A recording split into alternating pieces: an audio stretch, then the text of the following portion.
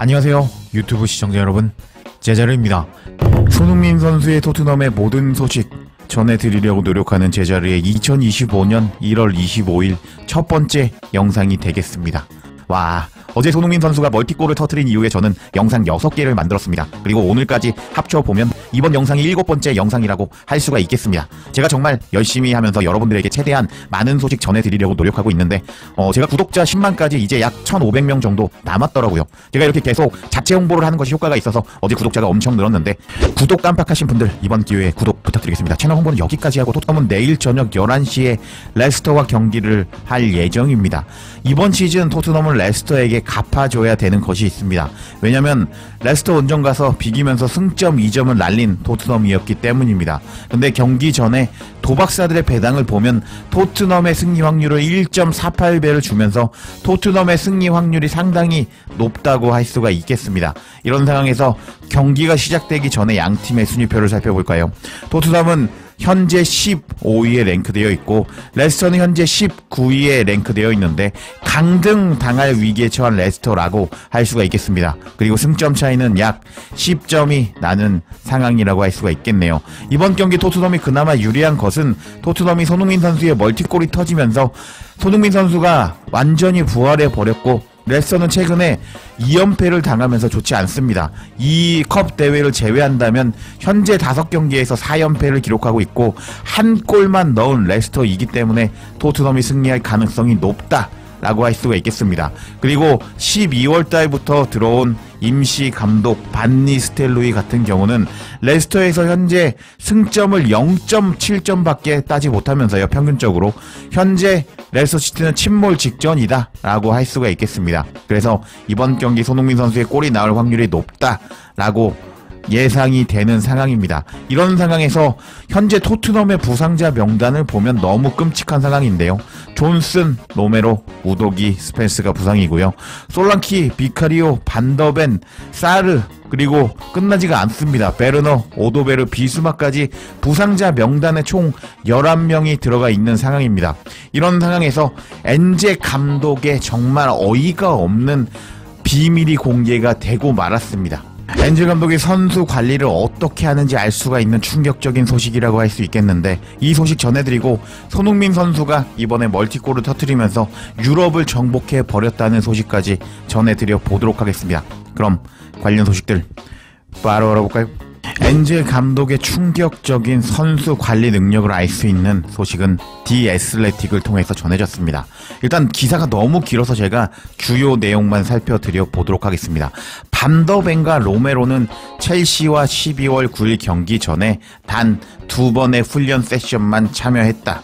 반더벤과 로메로는 토트넘의 가장 큰 라이벌 중 하나와 중요한 경기 전날 예정보다 일찍 돌아왔다.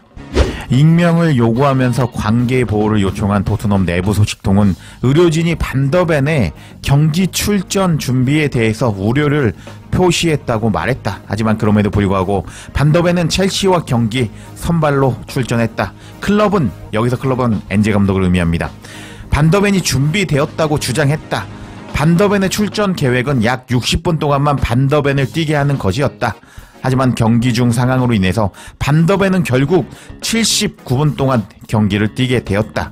로메로도 이번 그 경기에서 선발 출장했지만 부상에서 복귀한 지 14분 만에 근육에 문제가 생기면서 셔츠를 얼굴을 가린 채 경기장에서 교체가 되었다. 반더벤은 79분 오른쪽 다리 뒤쪽을 잡고 쓰러졌고 그레이와 교체가 되었다. 경기 후에 엔제 감독은 로메로의 부상에 대해서 매우 실망스럽다라고 말했다. 그리고 반더벤에 대해서는 원래 계획은 60분에서 70분 동안 반더벤을 뛰게 하는 것이었습니다.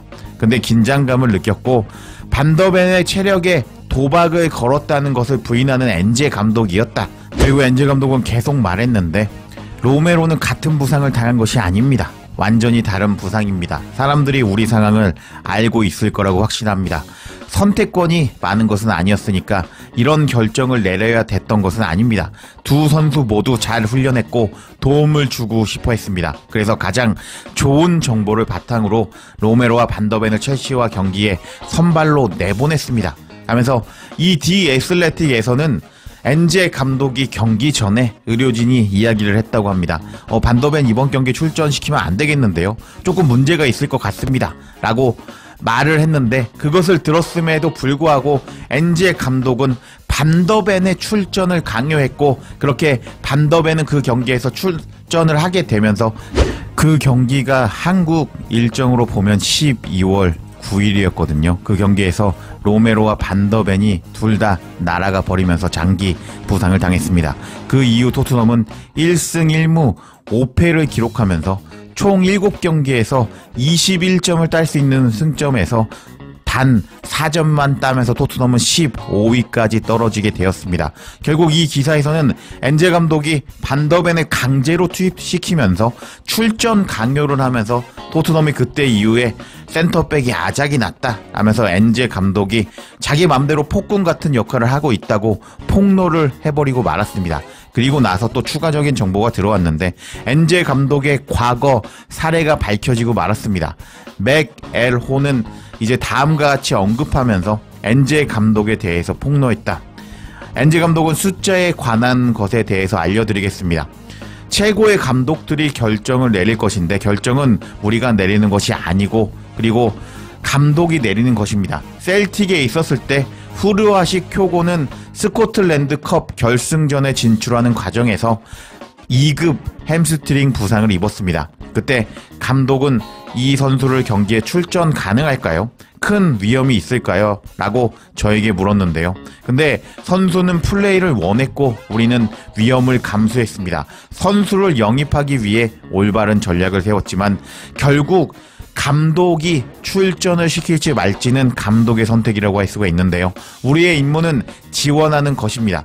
결국 엔제 감독이 리더이고 선발을 출전할지 말지 결정하는 것은 엔제 감독의 선택입니다. 하면서 스코틀랜드에 있을 때도 일단 선수가 부상을 당했는데 그 선수가 일본 선수 후르와시 쿄고였는데 일단 부상임에도 불구하고 의료진에게 선수 출전 가능할까?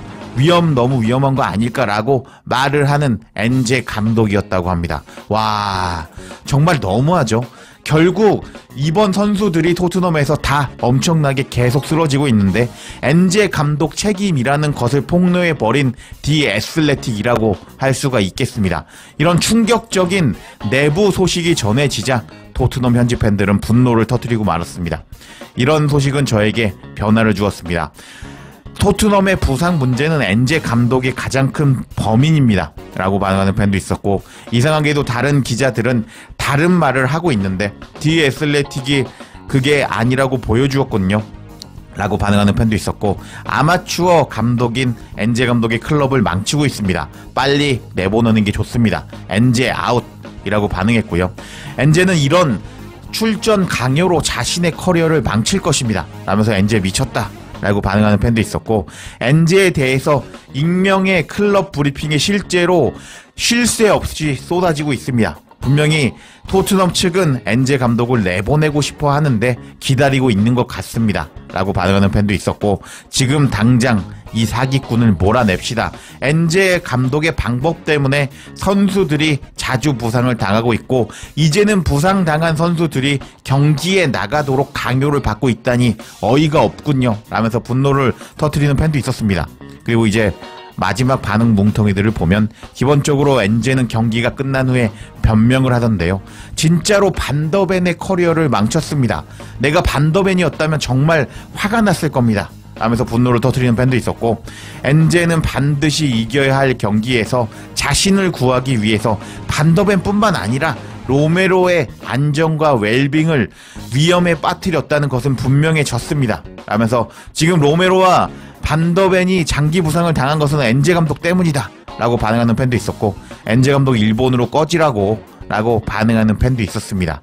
이렇게 엔제 감독의 충격적인 소식이 전해지면서 이제 모든 것이 다 엔제 감독 때문이라는 것이 분명해졌습니다. 일단 손흥민 선수가 멀티골을 넣으면서 엔제 감독의 수명을 연장시켜 놨지만 엔제 감독이 언제 경질될지 지켜봐야겠습니다. 그리고 손흥민 선수가 어제 멀티골을 터뜨리면서 유럽을 정복해 버렸다는 소식이 전해졌는데 관련 소식도 바로 알아볼까요? 해당 소식은 후스코어드닷컴을 통해서 전해졌습니다. 후스코어드닷컴은 어제 유로파 리그 2주의 팀을 발표를 했습니다. 그 명단을 살펴보면요, 딱 한 사람만 눈에 띄었는데요. 바로 그건 손흥민 선수라고 할 수가 있겠습니다. 어제 메디슨도 골을 넣으면서 좋은 평점을 받았지만 후스코어드닷컴에서는 손흥민 선수를 이제 이번 유로파 리그 2주의 팀에 선정해 버리면서 손흥민 선수가 이번 주에 유럽을 정복한 공격수 중에 한 명이었다라고 손흥민 선수를 뽑아 버렸습니다. 이것을 보면 상당히 재미있는 상황이라고 할 수가 있겠는데요. 영국 현지에서는 메디슨에게 상당히 높은 평점을 줬습니다. 골드 기자, 그리고 이브닝 스탠다드의 패트릭 기자 역시 손흥민 선수와 동률로 메디슨에게 평점을 주었는데요. 근데 막상 유럽 대항전의 기준으로 살펴보면 메디슨은 여기에 들어갈 자리가 없었습니다. 그만큼 영국 매체가 그동안 메디슨에게 얼마나 물고 빨고 우쭈쭈를 해줬는지를 알 수 있는 유로파 리그 이번 주의 팀 스쿼드라고 할 수가 있겠습니다. 참 어이가 없죠.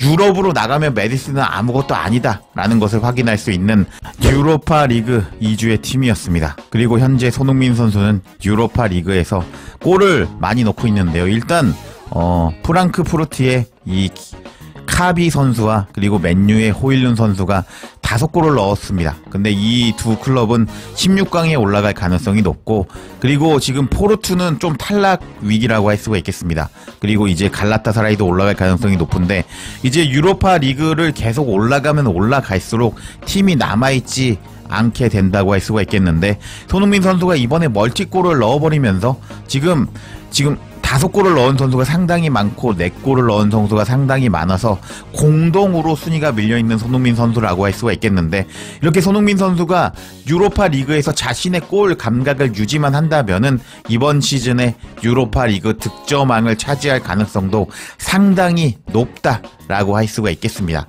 결국 챔피언스 리그로 나가도 좋은데 손흥민 선수가 또 유로파 리그에서 득점왕을 먹는다면 그것도 상당히 의미 있는 일이라고 할 수가 있겠는데요. 하여튼 이렇게 손흥민 선수는 유럽을 정복하고 있는 모습을 보여주었습니다. 와, 이제 손흥민 선수의 골 감각이 올라왔기 때문에 유로파 리그에서 손흥민 선수가 계속 골을 넣어줬으면 좋겠네요. 이렇게 이번 영상에서는 엔제 감독의 충격적인 비밀과 그리고 손흥민 선수가 유럽을 정복하고 있다는 소식을 전해드렸습니다. 제가 구독자 10만까지 얼마 남지 않았는데 제가 이렇게 커질 수 있게 시청해주시고 구독해주시는 시청자 여러분들 정말 감사드립니다. 그리고 저에게 더 큰 힘을 실어주시는 멤버십 여러분들도 계시는데요. 멤버십도 해주신다면 제가 더 열심히 영상 제작해 보도록 하겠습니다. 제자리에 영상 놓치지 않도록 알림 설정해 주실 것을 부탁드리며 영상 마치겠습니다. 구독과 좋아요, 댓글은 사랑입니다. 감사합니다.